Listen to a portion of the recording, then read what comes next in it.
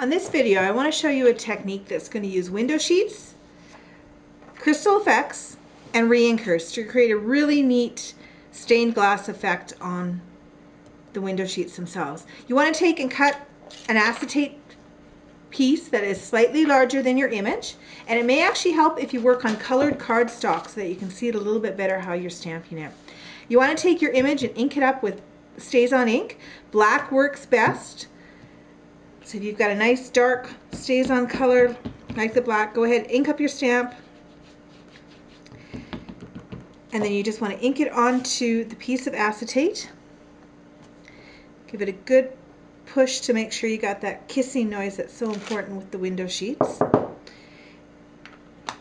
And then what we want to do is just let that dry for just a minute, and then turn it over and apply crystal effects to the back. Now you want to apply it quite liberally, and you want to make sure that there's no gaps. So you want to just take the nozzle and make sure that you're going over the entire image. Don't go right to the edges because it will spread a little bit, and also because we're going to be cutting that off. You'll notice that the crystal effects, when it's still very wet, when it's first applied, is kind of murky looking, and that's exactly what you want.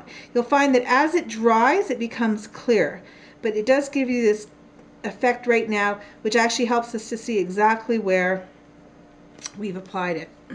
Now you want to take and just put a couple of drops of reinker. I'm using Wild Wasabi and Baja Breeze, and I'm just going to do 2 to 3 of each color. So just single drops. And you'll notice already that those drops of ink are starting to spread out, and that's exactly the look that we want. Different colors of reinker will spread differently. They may spread larger, they may spread very little. Also, the fresher your crystal effects is, so the more recently that you've applied it to the acetate, will also help it spread.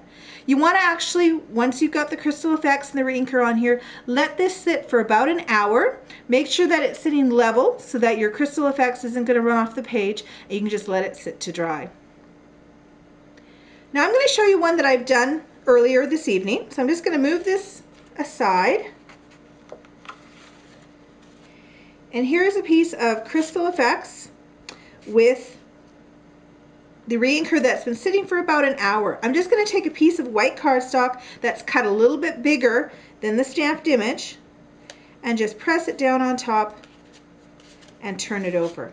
So here you can see the look. You can see how it's all spread out, how the colors have merged a little bit, and the look that you want.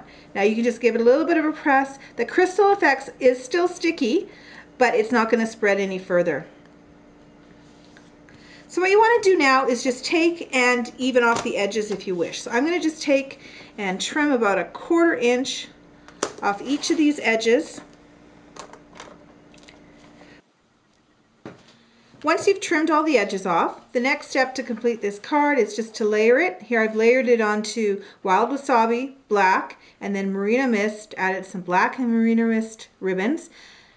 Another layer of white and a layer of black. You can see that because the inks are so concentrated when you put them down that sometimes they pick up a much darker tone than the actual ink color that you're using. So for that reason I decided to use Marina Mist on this card instead of the Baja Breeze, even though that's what the reinker was. If you have any questions on this technique, please contact me at Darlene@dreamingaboutrubberstamps.com. Thank you.